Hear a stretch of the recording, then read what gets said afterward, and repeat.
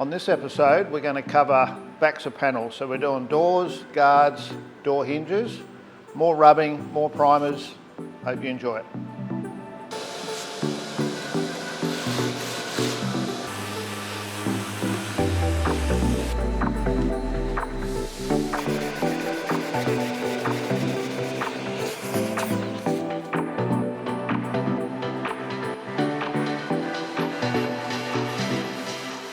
Righto, so now the backs of doors. So I've got the engine bay done, so now I need to think about the backs of the panels. So all the faces have been done on the car.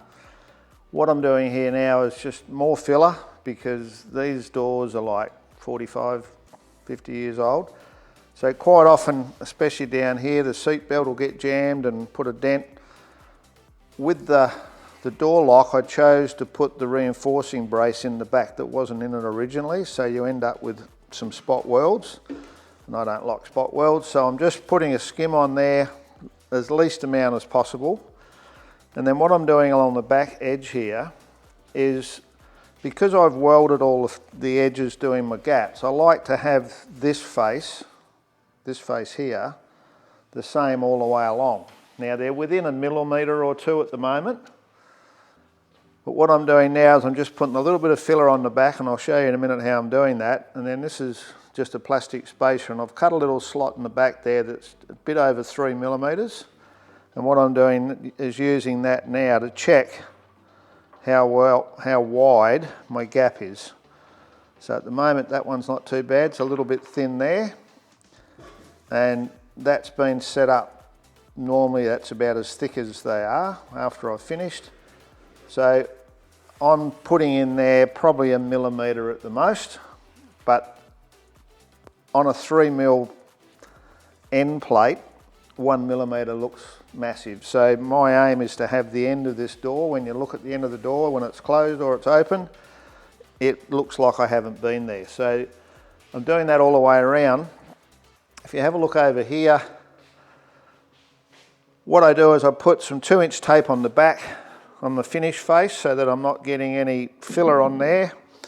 I run a bit of filler along, and I normally put some tape on, and then once I put the filler in I can pull that off. So because I've hammered these on, they're a little bit up and down, and the idea is just to smooth that out so we end up like this one over here, nice and smooth all the way along. And I'm looking to keep that 3mm again all the way around. So a little bit time consuming, but it's me just doing what I like to do. This sort of area here is normally the pressing, the factory pressing. In a lot of cases I won't take it all out, but I'm looking to not have too much, and you can see there it's a bit messy there, and the same on the other one. And if we go over here, this one's a bit further progressed. So I'm actually putting it in, but I'm trying to make sure I've got metal because I don't want it any thicker than they were originally. So, I don't know, I'll have a few days in the backs of these. I'll get all these top surfaces sanded up as well, and I'll be able to go epoxy, put some primer on them, wet on wet, and then I'll go along and do the back of the skin with some urethane, then they'll be ready for colour.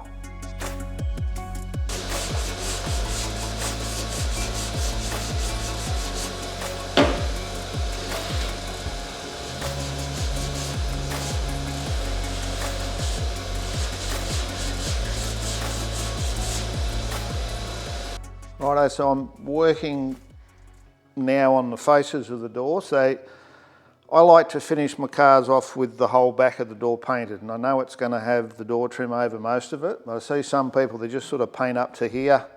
If I'm going to go to this much trouble and paint all the insides and everything, then I'm going to paint the whole thing green. What I want to show you now is, don't forget this outside edge here. These holes here are for the door trim clips, so when the door trim comes on, it leaves a little bit of paint showing all the way around. Now if you've got a dent, especially on an edge like here, there was a bit of a dent here. Quite often these are just from seat belts or something being when the door gets closed, or someone prizing the door trim off. So I've got a few of those with a bit of filler, So I'm just going to sand them up now. I've just been using the machine on this face with some 240 in the SEM. Get all that nice. I'll use a bit of the soft paper to do all the rest of it. So what I'm going to do is I'm going to put full coat of epoxy back on it, and then the primer, and then I'll go through and put the seam sealer on. So that's where I'm up to. Just keep chipping away.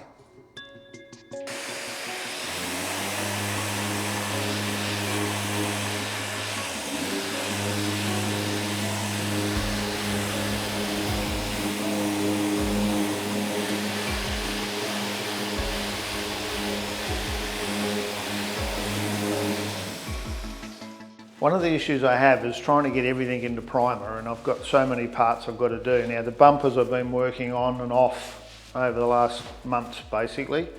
So this one was in epoxy over the top of the poly, and I wanted to leave it like that so I could fit it up before the car went into the rotisserie. So now that's in the rotisserie, I've given that a rub up now to go into primer. The front bumper, it was still in poly, been laying around forever, so I've given that a sand up today, and the idea is to get a few things together so that I can do the primer all at the same time. And then the doors that we've been talking about are now obviously all sanded up, back masked, so that I can get them all into primer. Obviously these sort of faces, there's no repairs or anything needed, but everything else is just trying to fix bits and pieces. I decided to, Ben Ambrose gives me a hand on a Friday night, so him and I actually blocked out the faces of these as well, so that's why they're hanging, and I'm going to re-prime those. Had a little bit of a fat area here when I did a prep sole shine, and the lower doors, they're always really hard to get straight on the car. So the fact that they're off the car now, just chose to try and get those as good as we can. This one was way better on the bottom. I must have been a bit fitter that day, so it's come out pretty good. So they'll all get some more primer on them, and I'll have all of those parts ready as we move forward, so inside and out. The next thing I've got to do then is I've got to do the backs of the edges of the front guards and door hinges and those sort of things. Actually, we could look at the door hinges and that, because I've got them on the table at the moment.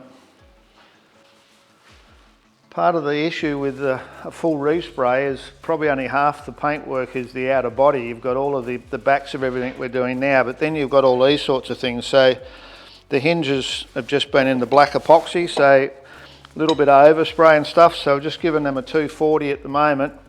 Then you got things like the brake booster, that's been away and been repaired. That's sitting there ready for me to put into some black epoxy that's been deoxidised.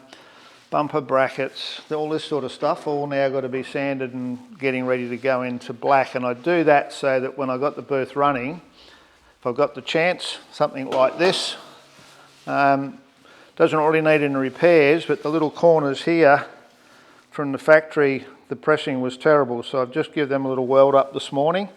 I'm going to give that a sand, and I don't know if I'll put it in with this lot, but it'll go in with the hinges and all. Then you've got mirrors, battery trays, all of these things all have to get painted. While the camera's in here and rolling, I put some of the trace coat, so this was now primer. I put a bit of trace on that, so that'll get one more rub, and then the urethane in all the seams, and it's good for colour.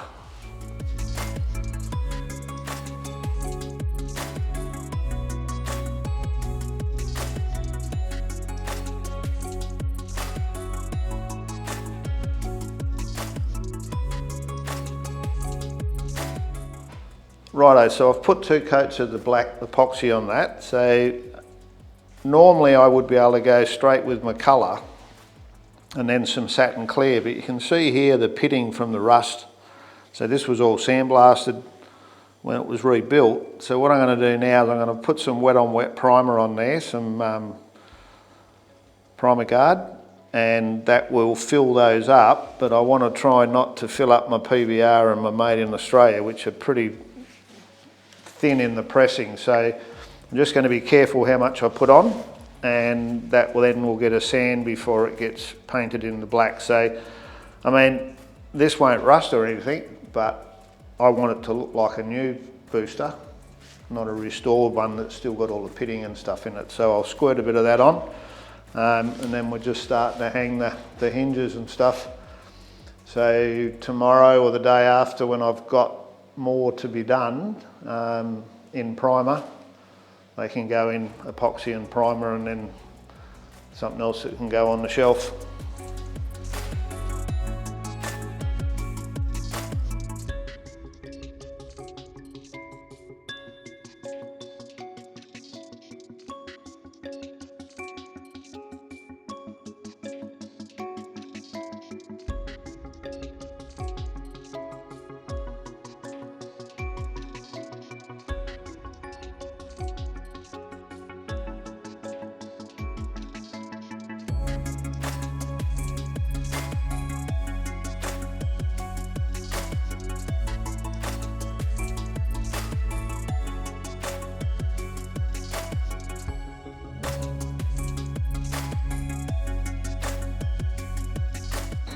Righto, so that's another load done. This bumper looks really good. Really happy with the way all these bits are coming out. So both doors now, so the ends of those I think will rub up really nice. So this is the high build primer. I've got all of that looking good. Front bumper. And the back of that one. And the outside of those should block up real nice now. So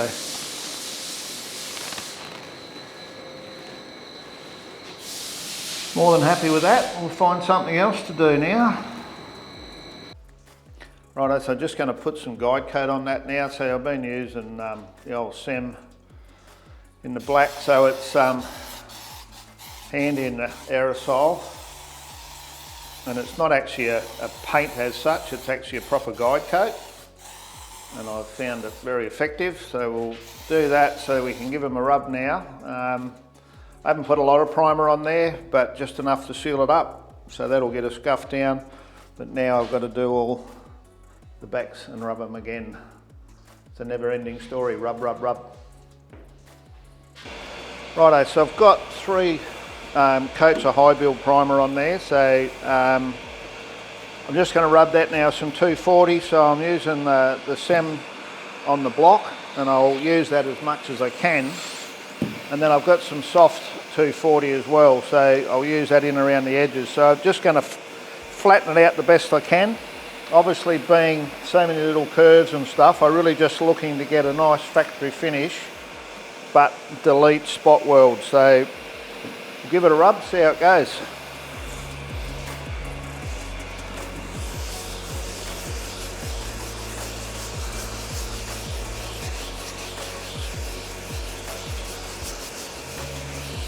Now it's only a couple of days old, and I did get the heater on it to get it up to about 30 degrees, because if it's not dry properly it tends to clog the paper.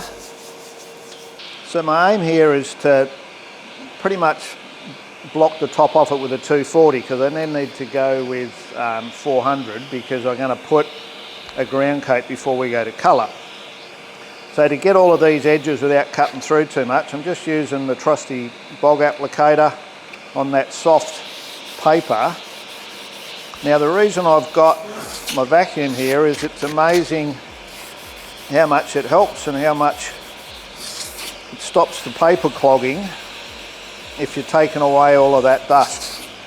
And obviously it helps the workshop and everything to stay a little bit tidier, but it tends to clog pretty quickly, and that's why I have my little wire brush here, because I can just knock it falls out pretty quick, but if you leave it in there it'll just slide over the top and won't cut properly. So I've got a bit to do, so I'll put my head down and get a bit done, and then I'll come back a bit later and show you some more.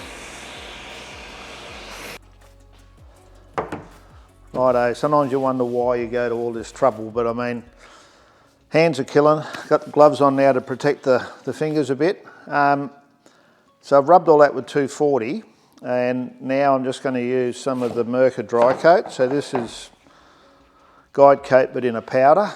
So this goes on pretty easy. I like this at this stage because it's nice and fine, and really it's just so that I can see where I've been. I'm not necessarily trying to find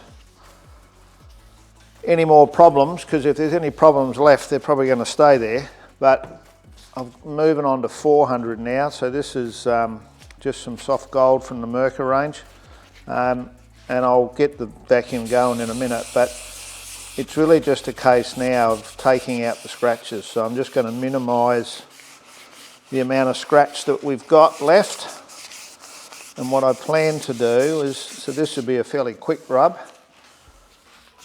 so we'll give that a rub over with the 400 all over. And then what I plan on doing is, when we go to put some colour on all of this, we'll actually be using a ground coat. I'll just go and grab the tin because I've forgotten the number, but it's a wet on wet primer that you use before you go to base coat. So just hold your breath while I go and get it.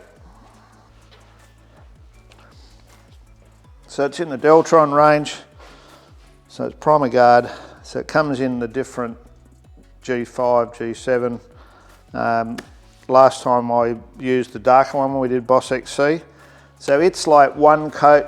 It's a very thin primer that helps with your adhesion, and it gives you a very even colour to put your base coat on. So that's where these will go next before they go into colour, and that's all done wet on wet. Righto, so to round this week out, I mentioned at the start that we're going to do the backs of the front fenders as well. So that's where these are up to. So we had these inners out, so we've plug welded. So there's a few little repairs I'm doing in there and around these areas. All the faces have been done on the car, and what I've been doing now is just finalising things like this top edge. So because it was all painted together, I backmasked it through here because it was bolted on. I've just ran the flat file along this edge to make sure it's nice and square, because when they get pressed it gets a little bit furry on some edges. So I file those up, and then this epoxy's been in here some time, so I've given that a quick 240 by memory, and then a little bit of filler around this edge, because once again I've worked this edge over so that it doesn't grab the tyres. So that's all going to need a bit of epoxy now, and a little bit here because this is down real low when you're working. Just a little bit extra filler in there just to make sure all those bottom edges are right. So that'll get sealed up. I do plan on using some stone guard in there. I'll use some of the new PPG Gladiator in there. And that'll get done before we go into colour. So got a bit to do on these, so that'll keep me busy the next week or so. That's all we've got this fortnight, so just me chipping away, getting things done, and yeah, thanks for joining us. Look forward to showing you what we're up to next. If you haven't subscribed, do that. If you got any questions or comments, I'm more than happy to talk to you about it online. And that's about the size of it. If you need rust repair panels for your XABC Falcons, don't forget about astilldesign.com. And obviously we're doing the SEM range as well now. So thanks for joining us, and we'll see you on the next one.